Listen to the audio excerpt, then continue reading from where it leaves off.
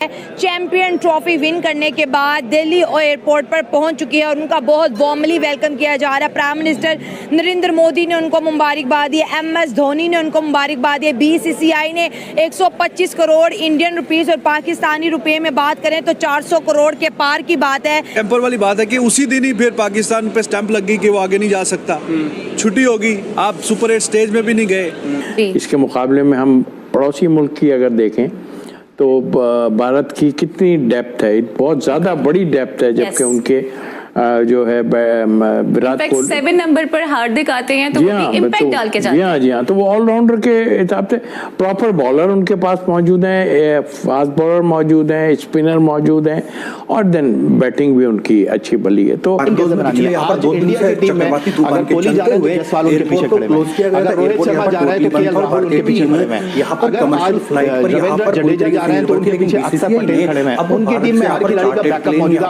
लोग आज 3 दिन हो गए वर्ल्ड कप खत्म हुए को, लेकिन उनकी खुशी है कि फूले नहीं समा रही। पहली बात तो ये है कि काश सारे प्लेयर्स यहाँ पर फ्लाइट में बैठ गए और लगभग 15 घंटे में ये फ्लाइट अब न्यू दिल्ली यहाँ पर लैंड कर जाएगी। पहले भारतीय टीम बारडोर से न्यूयॉर्क जाने वाली थी, न्यूयॉर्क से दुबई यहाँ पर फ्लाइट जाने वाली थी, दुबई से यहाँ पर न्यू दिल्ली फ्लाइट आने वाली थी। आप कुछ भी एक्सपेक्ट कर सकते हैं, टीम इंडिया चेंज कर दिल काफी टूटा हुआ था उस दिन, जो फिर बातें दिल से निकलती हैं वो फिर यू आर लाइव, जो मैंने महसूस किया फिर मैंने कह दिया। सभी प्लेयर्स वहाँ से वो यहाँ पर फ्लाइट में बैठ के लगभग 16 से 18 घंटे में और सबसे पहले मेरी तो प्लेयर्स मुलाकात करेंगे, फिर यहाँ पर एक बड़ी यहाँ पर वर्ल्ड कप विनिंग सेरेमनी करी जाएगी। हम टेलीग्राम पर मेरे हिसाब से जो है 15 का स्क्वाड ही जो है ना वो इतना अच्छा नहीं बना था। खिलाड़ी नहीं थे जिनको सिर्फ थपथपी ही नहीं, तो इसीलिए नहीं थी हुमा और अब्दुल्ला कि आपके खिलाड़ियों का फोकस वर्ल्ड कप था ही नहीं।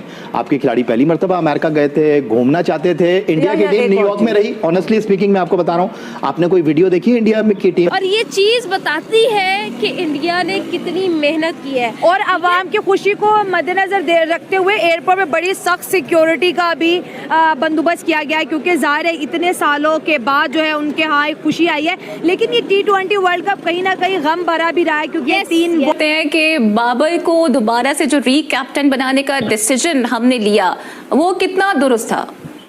देखिए, अब जो बातें इस वक्त खुल रही हैं वो बातें तो अजीब सी बातें हैं और एटलीस्ट सुपर 8 स्टेज में जाना था। We are not talking about semifinal, we are not even talking about final semifinal. यार सुपर 8 में भी अब पाकिस्तान दुनिया में काम की टीम है यार, बाकी 3-4 ही हैं।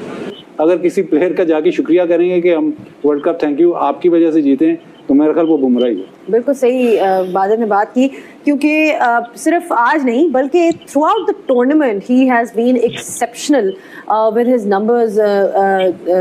मिसबा, अगर आप देखें आज की, तो चलो आज का तो हमें नजर आ रहा है कि उन्होंने मैच कैसे बचाया। He was so miserly with the ball, he didn't give away any runs, wickets भी ली।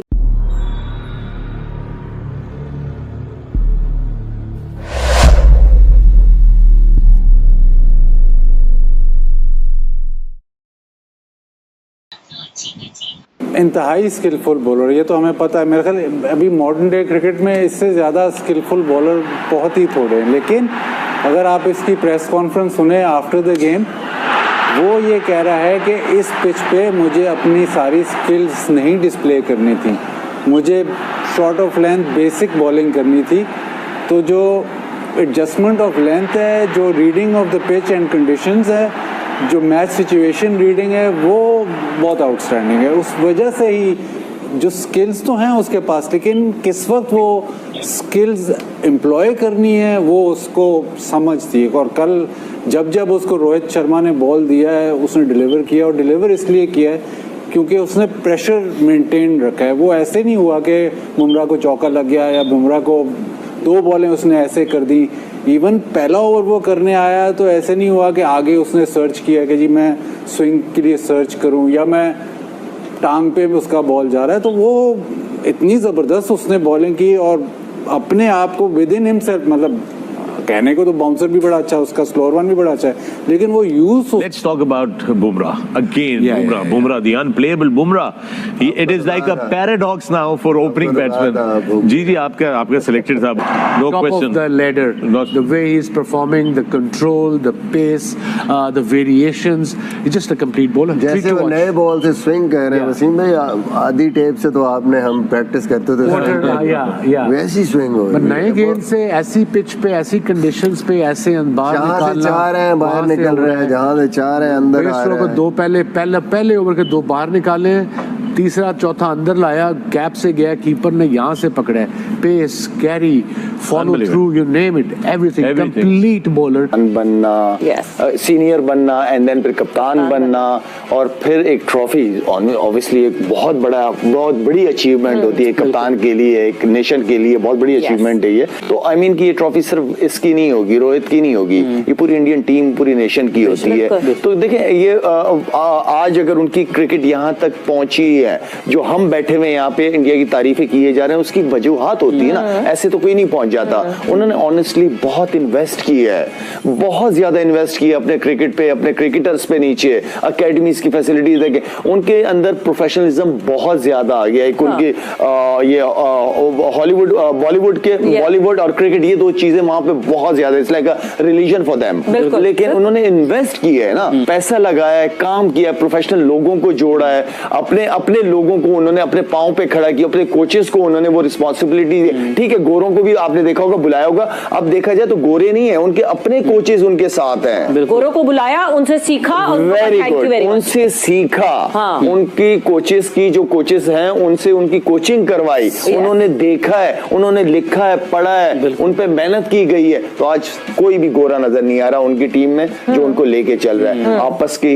इसके मुकाबले में हम पड़ोसी मुल्क की अगर देखें तो भारत की कितनी डेप्थ है, बहुत ज्यादा बड़ी डेप्थ है, जबकि उनके जो है विराट कोहली 7 नंबर पर हार्दिक आते हैं तो वो इम्पैक्ट डाल के जाते हैं। जी हाँ, तो वो ऑलराउंडर के हिसाब से प्रॉपर बॉलर उनके पास मौजूद हैं, फास्ट बॉलर मौजूद हैं, स्पिनर मौजूद हैं, और देन बैटिंग भी उनकी अच्छी भली है। तो आपका तो कॉम्बिनेशन ही नहीं बन रहा था, तो वो जब कॉम्बिनेशन नहीं होगा तो फिर आप के लिए फिर आप 7 जिनको लेके गए उनमें से 1-2 को खिलाया नहीं, आखिर में जाके आपने जो है एक पेसर जो हमारे थे उनको चांस दिया, अबरार फिर भी बैठे रह गए बाहर, और पता नहीं उनको कहाँ खिलाएंगे। अब सर अबरार को तो ऐसा मिस्ट्री बना दिया कि कहीं उन्हें कोई देख ना ले, इसलिए खिलाया ही नहीं गया। लेकिन सर आप क्या समझते हैं कि बाबर को दोबारा से जो कैप्टन बनाने का डिसीजन हमने लिया वो कितना दुरुस्त था?